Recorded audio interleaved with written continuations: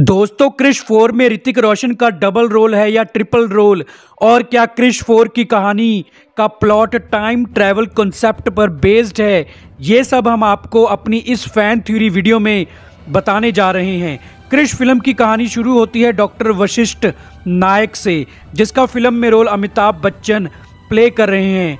Doctor Vashishtha कई सालों से दूसरी दुनिया के एलियंस के बारे में पता लगाने की कोशिश कर रहे हैं, लेकिन डॉक्टर वशिष्ठ हर बार अपने इस एक्सपेरिमेंट में फेल हो जाते हैं। डॉक्टर वशिष्ठ नायक के सर पर दूसरी दुनिया के एलियन से मिलने का जुनून सवार है। इधर क्रिश और प्रिया का बेटा जूनियर रोहित अब 10 साल का हो गया है। जूनियर रोहित भी अपने दादाजी रोहित मेहरा की ही तरह स्मार्ट और इंटेलिजेंट है। जूनियर रोहित के पास भी जन्म से ही सुपर पावर्स हैं। एक दिन डॉक्टर वशिष्ठ नायक को ये पता चलता है कि क्रिश के पिता रोहित मेहरा की दोस्ती एक जादू नाम के एलियन से थी, और जादू के कारण ही क्रिश और जूनियर रोहित को सुपर पावर्स मिली हैं। फिर एक दिन डॉक्टर वशिष्ठ जूनियर रोहित को मिलने उसके स्कूल चला जाता है।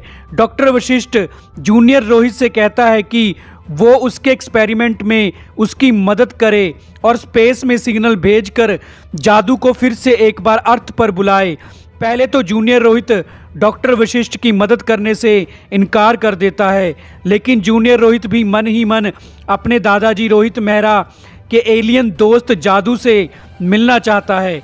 इसलिए जूनियर रोहित डॉक्टर वशिष्ठ नायक के साथ उसकी लैब में चला जाता है। अब जूनियर रोहित डॉक्टर वशिष्ठ के कंप्यूटर से स्पेस में एक सिग्नल भेजता है और उस सिग्नल को एक एलियन रिसीव कर लेता है, लेकिन वो एलियन जादू नहीं होता।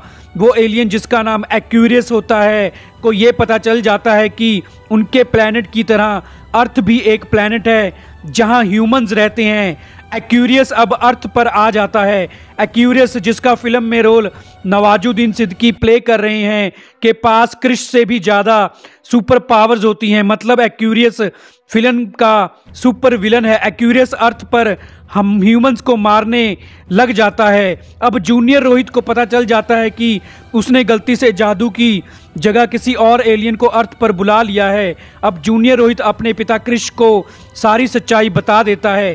क्रिश अर्थ के लोगों को एक्यूरियस से बचाने के लिए एक्यूरियस से फाइट करने लगता है, लेकिन सुपर विलन एक्यूरियस क्रिश से ज़्यादा पावरफुल होता है। इसलिए क्रिश एक्यूरियस को मार नहीं पाता और एक्यूरियस फिर से लोगों को मारना शुरू कर देता है। अब डॉक्टर वशिष्ठ कहता है कि सुपर विलन एक्यूरियस को मारने के लिए हमें जादू को ही अर्थ पर बुलाना होगा, क्योंकि एक जादू ही है जो क्रिश को इतना पावरफुल बना सकता है कि क्रिश एक्यूरियस को मार सके। ये सुनकर जूनियर रोहित कहता है कि लेकिन अगर हमने फिर से स्पेस में सिग्नल भेजकर जादू को अर्थ पर बुलाने की कोशिश की और गलती से दोबारा कोई और एलियन अर्थ पर आ गया तो प्रॉब्लम और ज़्यादा बढ़ जाएगी। फिर डॉक्टर वशिष्ठ कहता है कि जादू को सिर्फ एक ही शख्स अर्थ पर बुला सकता है और वो है रोहित मेहरा। ये सुनकर क्रिश कहता है कि मेरे पिता रोहित मेहरा अब इस दुनिया में नहीं है, तो ये कैसे मुमकिन है। तब डॉक्टर वशिष्ठ कहता है कि ये टाइम ट्रैवल की मदद से मुमकिन हो सकता है। हम पास्ट में जाकर रोहित मेहरा को प्रेजेंट में जिंदा वापस ला सकते हैं। डॉक्टर वशिष्ठ बताता है कि मैं एक ऐसे साइंटिस्ट को जानता हूं जिसने टाइम मशीन बना ली है, लेकिन गवर्नमेंट ने उसकी टाइम मशीन का यूज़ करने पर बैन लगा दिया है। इसलिए उस साइंटिस्ट ने अपनी टाइम मशीन को दुनिया से छुपाकर कहीं रखा हुआ है। वो हमारी मदद जरूर कर सकता है। अब क्रिश, जूनियर रोहित और डॉक्टर वशिष्ठ तीनों मिलकर उस साइंटिस्ट, जिसका नाम चंद्र प्रकाश होता है, के पास चले जाते हैं। चंद्र प्रकाश, जिसका फिल्म में रोल आर माधवन प्ले कर रहे हैं, क्रिश की मदद करने को तैयार हो जाता है।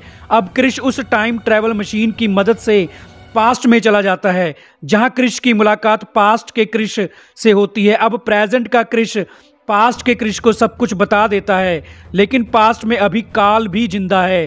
काल यानी विवेक ओबराय, जिसको हम क्रिश 3 में देख चुके हैं, वो अभी पास्ट में क्रिश को नहीं जानता, लेकिन काल को पता चल जाता है कि टाइम मशीन की मदद से क्रिश फ्यूचर से पास्ट में आ गया है, और काल को ये भी पता चल जाता है कि आगे चलकर उसकी मौत क्रिश के हाथों ही होने वाली है। इसलिए काल वक्त से पहले ही रोहित मेहरा और दोनों क्रिश को मारने के लिए उन पर हमला कर देता है, लेकिन दोनों क्रिश मिलकर काल को ही वक्त से पहले मार देते हैं। मतलब पास्ट में काल वक्त से ही पहले मर गया है, और अगर काल वक्त से ही पहले मर गया है तो पास्ट में रोहित मेहरा ने अपने बेटे क्रिश की जान बचाने के लिए खुद की जान नहीं दी है। मतलब रोहित मेहरा पास्ट में मरा ही नहीं है, और इसलिए रोहित मेहरा प्रेजेंट में भी जिंदा है। और अगर रोहित मेहरा प्रेजेंट में जिंदा है तो वो कभी भी किसी सुपर विलन एलियन को अर्थ पर आने नहीं देगा।